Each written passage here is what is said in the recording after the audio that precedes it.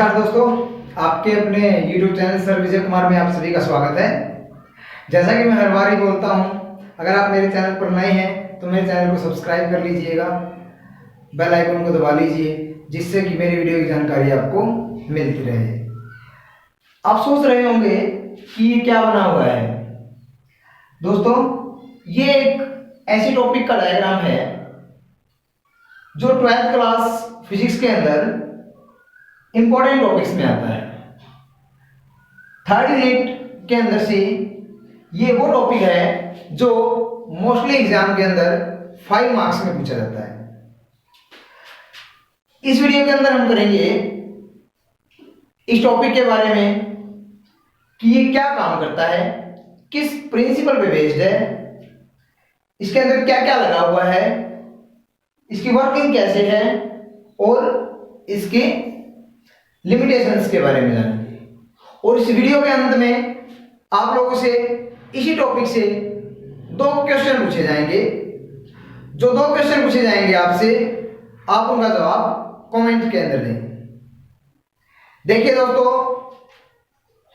जो हम करने वाले हैं वो ध्यान से सुनिएगा, क्योंकि आपको आंसर भी देना है लास्ट में इसका।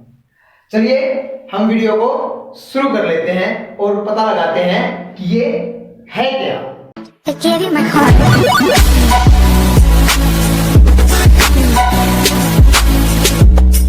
ये है दोस्तों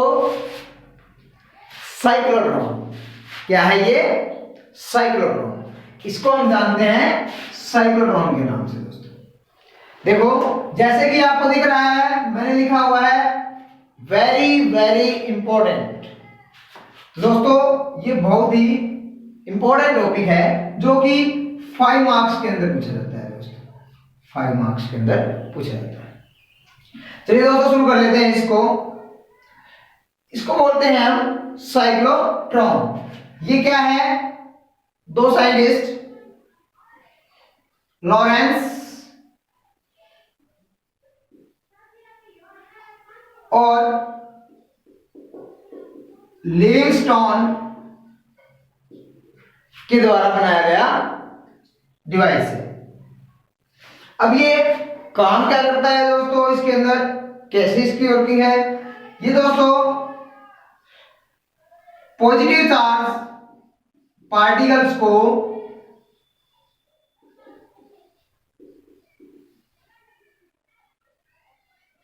हाईली एक्सेलरेट करने के काम आता है। हाईली एक्सेलरेट करने के काम आएगा। हाई एक्सेलरेशन से फिर क्या है, किसी टारगेट पर टकराने के बाद में हम रिएक्शन कर सकते हैं उससे। ठीक है, तो ये काम है इसका दोस्तों, positive charge particle.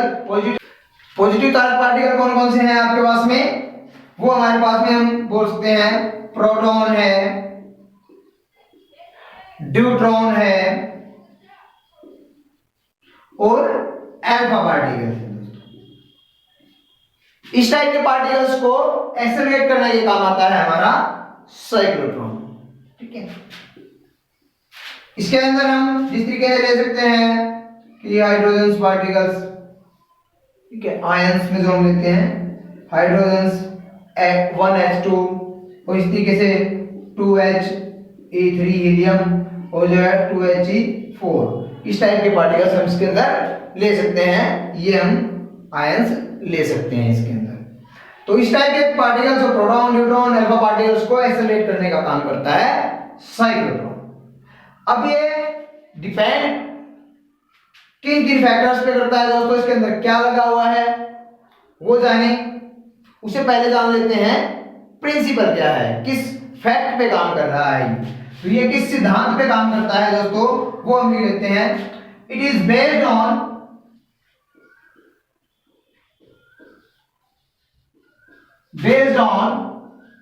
the fact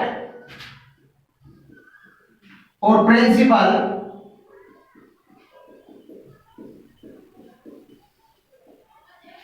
किस प्रिंसिपल पे काम करेगा दोस्तों? ए charge particle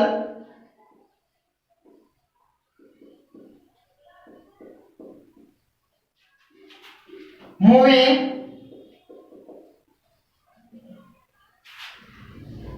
at right angle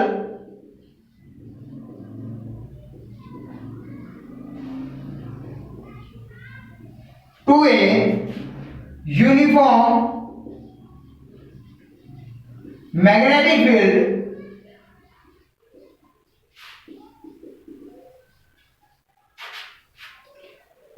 is acted upon by a force perpendicular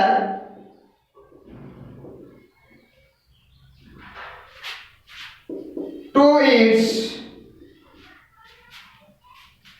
direction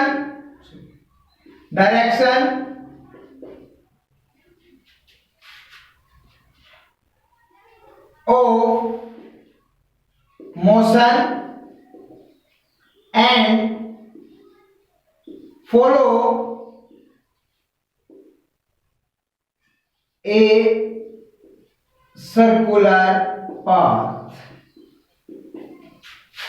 बहुत आराम से लिखा है दोस्तों कि आपको मेन रीजन इसका पता लग जाए कि ये किस फैक्ट पे काम कर रहा है। चलिए एक बार दोबारा से देखो पढ़ लेते हैं। It is based on the principle a charge particle moving at right angle to a uniform magnetic field is acted upon by a force perpendicular to its direction of motion and follow a circular path। किस पे depend है कि एक charge particle magnetic field के perpendicular रखा गया है जिसपे की फोर्स लग रहा है और जो कि क्या करता है सर्कुलर पाथ फॉलोड करता है उस फोर्स के कारण, मैग्नेटिक फील्ड के फोर्स के कारण। चलिए इसके अंदर जान लेते हैं कि क्या क्या हमारे पास में लगा हुआ है। ये दोस्तों आपके पास में है इलेक्ट्रोमैग्नेट जिसका कि नॉर्थ और साउथ पोल। ये हमने जो ग्रीन कलर में दिखा रखी है ये क्या है नॉर्थ टू साउथ की साइड में मैग्नेटिक फील्ड की डायरेक्शन है। ये पी पॉइंट पे यहाँ पे कोई भी पॉजिटिव चार्ज पार्टिकल है। ये यहाँ पे हाई फ्रिक्वेंसी ऑसिलेटर लगा रखा है चार्ज पार्टिकल को एक्सेलरेट करने के लिए, ठीक है। यहाँ पे एक ये विंडो है ई और यहाँ पे ये टी टारगेट हमने एक मटेरियल रखा है जो आपको डी की शेप में दिखाई दे रही है दो फैक्टर, ठीक है। उनको हम बोलते हैं डीज बोल देते हैं इनको, ठीक है। इसको D1 और इसको हमने D2 नाम दिया है दोस्तों। नेक्स्ट इसकी वर्किंग कैसे करता है, ठीक है। तो वर्किंग बहुत ध्यान से समझना दोस्तों, वर्किंग समझ में आ जाती है तो आप इसको कंप्लीटली समझ जाएंगे कि क्या हो रहा है इसके अंदर। अगर कोई डाउट रहता है तो आप कमेंट के अंदर जरूर पूछें। यहां पे चार्ज पार्टिकल है दोस्तों। फर्स्टली हम मान रहे चलते हैं जो D1 और D2 डीज हैं यहां इलेक्ट्रिक फील्ड के साथ में कनेक्टेड थी हाई फ्रीक्वेंसी ऑसिलेटर के साथ में। तो हम मान रहे चलते हैं कि फर्स्टली जो है D1 वो है नेगेटिव पोटेंशियल पे और ये पॉजिटिव पोटेंशियल पे।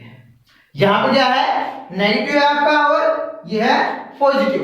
तो दोस्तों उस केस के अंदर हमारा क्या हो जाता है आपको पता है कि पॉजिटिव चार्ज पार्टिकल रखा गया तो क्या होगा नेगेटिव साइड में अट्रैक्ट होगा।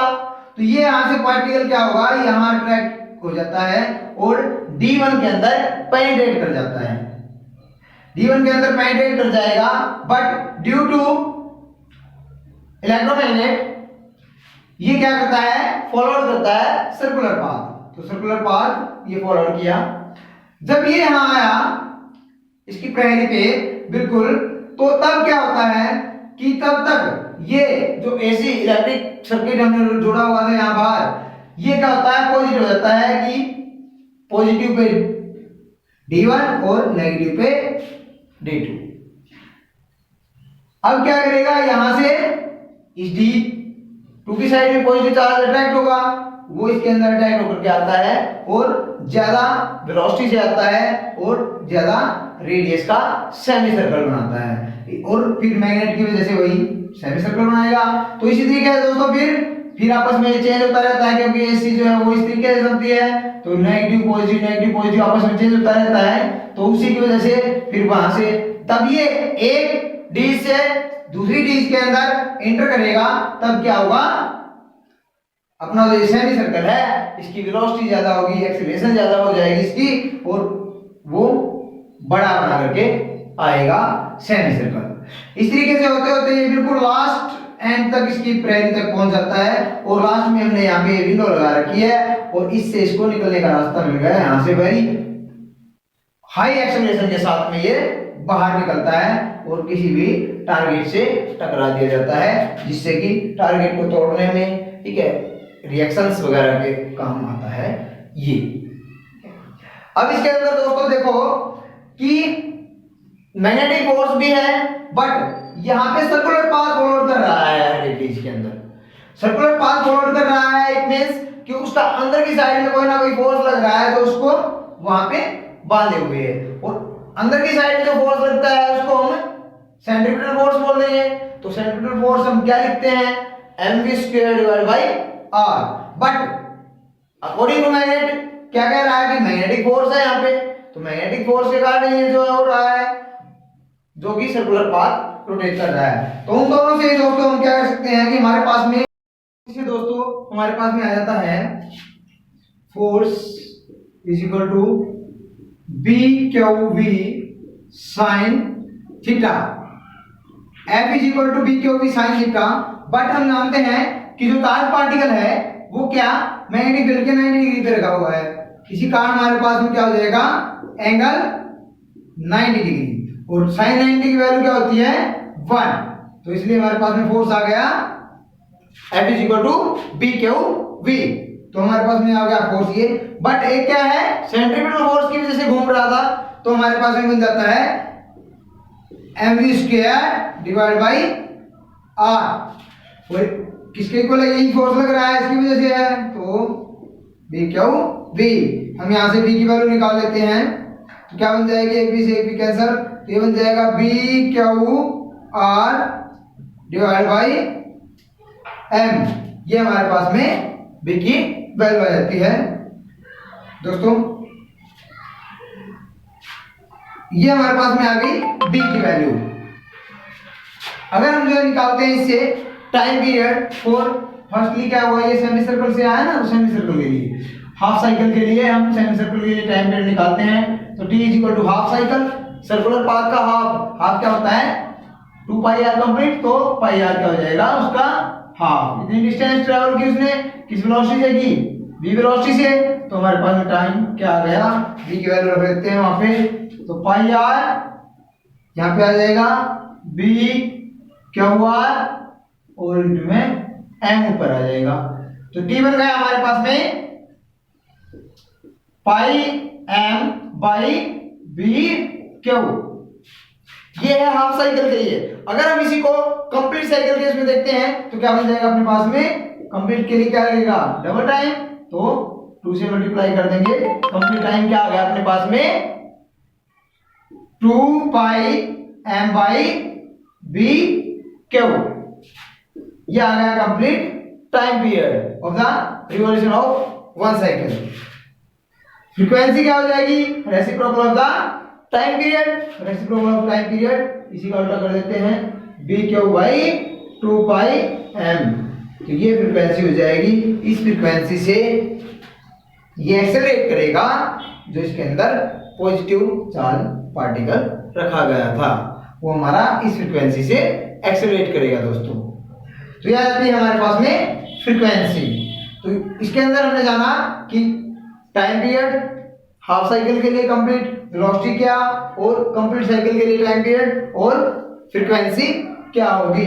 अब देखो दोस्तों यहां तक हो जाता है इसकी थ्योरी कंप्लीट। अब यहां पे देखते हैं इसकी लिमिटेशंस क्या हैं, तो लिमिटेशंस देख लेते हैं कि लिमिटेशंस क्या हैं।